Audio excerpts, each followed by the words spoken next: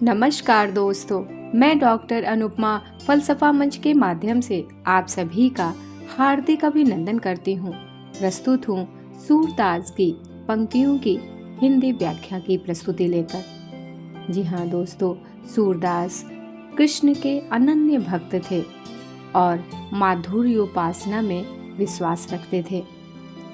सूर की काव्य कला भ्रमर गीत प्रसंग में सर्वाधिक मुखरित हुई है।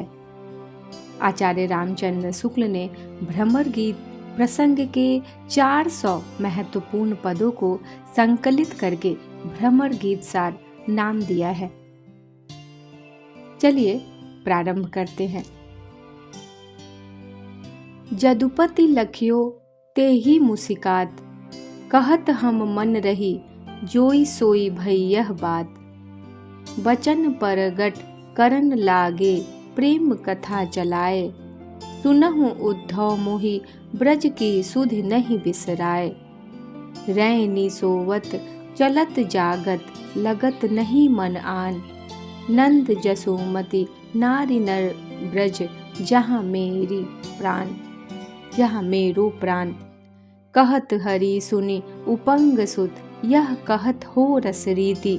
सूर चित ते तरति नाही, राधिका की प्रीति, राधिका की प्रीति। प्रस्तुत पंक्तियों में उद्धव कृष्ण की प्रेम की दुर्बलता को देखते हैं और मुस्कुराने लगते हैं। यह मुस्कुराहट उद्धव की सैद्धांतिक विजय रहती है। उद्धव की सैद्धांतिक विजय की स्पष्ट अभिव्यक्ति थी। इस अभिव्यक्ति को कृष्ण ने समझ लिया था, ताड़ लिया था।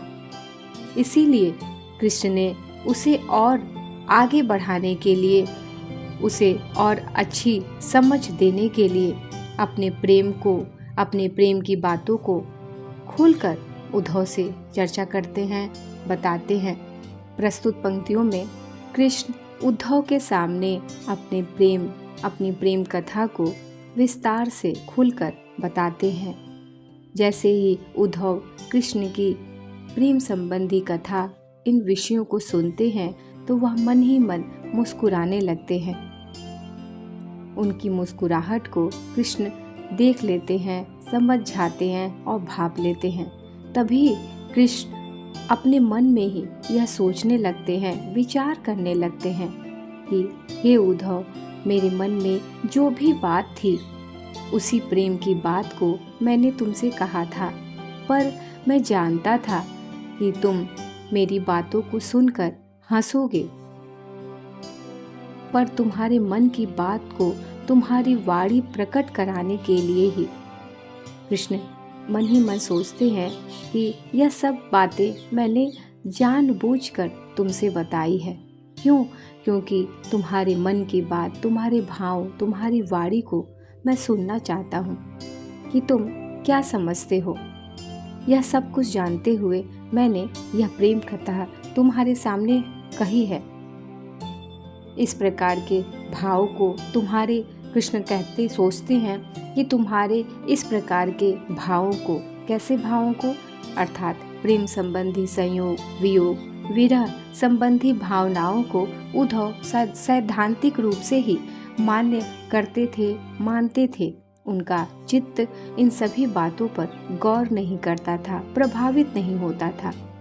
इसीलिए कृष्ण मन ही मन सोचते हैं कि मैंने जानबूझकर ये सारे विषय, ये सभी विषयों की बातें तुम्हारे भावों को बदलने के लिए ही कही है तुम्हारे सम्मुख, कि तुम्हारे भाव किसी भी प्रकार बदलने चाहिए।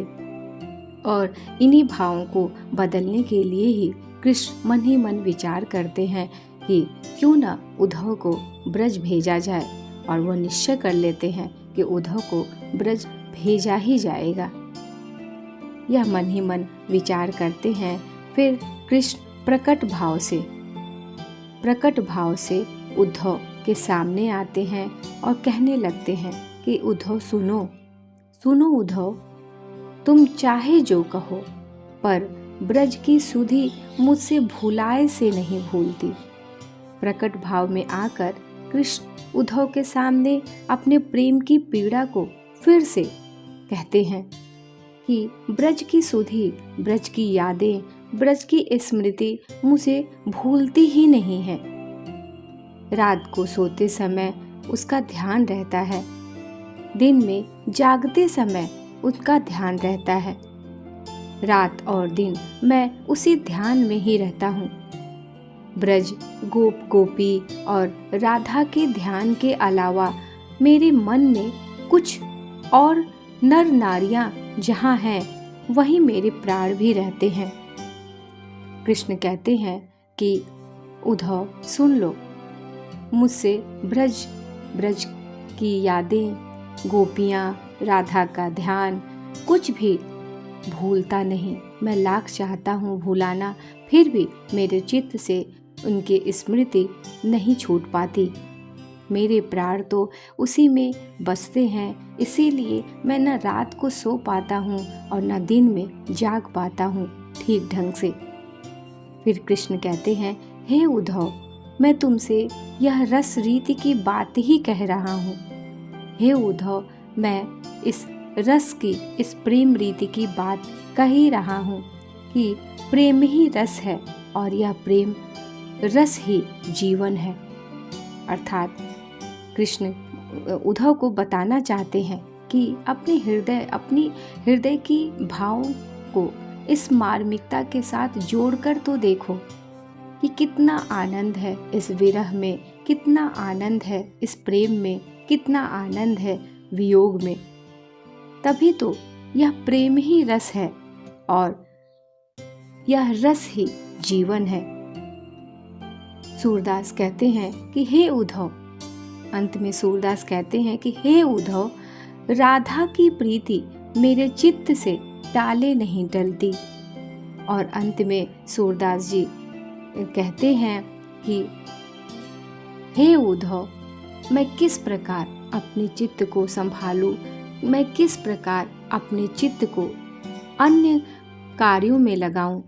राधा की प्रीति, उसकी स्मृति मुझे भूलती ही नहीं, मेरे चित्त से हटती ही नहीं।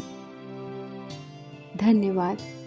पद का आशय यह कि कृष्ण अपनी प्रेम कथा, इन सभी विषयों को, ब्रज की यादों, गोप गोपिकाओं की स्मृति, इन सभी विषयों को जानबूझकर उद्धव के सामने खुलकर बताते हैं और वो जान जाते हैं कि उद्धव पर इसका कोई असर नहीं होता।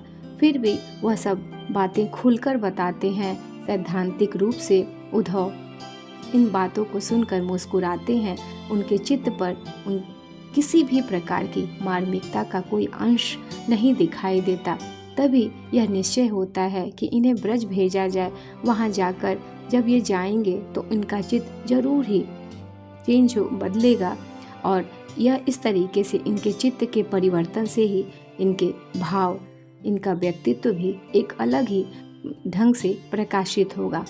और अंत में सूरदास यह कृष्ण के माध्यम से कहलाना चाहते हैं कि प्रेम ही रस है, प्रेम ही रस है और रस ही जीवन है। कृष्ण यह बताते हैं कि उद्धव समझो, इस बात को ठीक प्रकार से समझो कि प्रेम ही रस है, चाहे वो प्रेम संयोग हो अथवा वियोग हो, वह रस है और यह रस ही जीवन है। धन्यवाद। उम्मीद करती हूँ आपको इन पंक्तियों की व्याख्या, भावपूर्ण व्याख्या समझ में आई होगी। यदि वीडियो अच्छी लगे तो कृपया आप सभी चैनल को सब्सक्राइब करें। मिलूंगी बहुत जल्द। आप सभी को मेरा नमस्कार।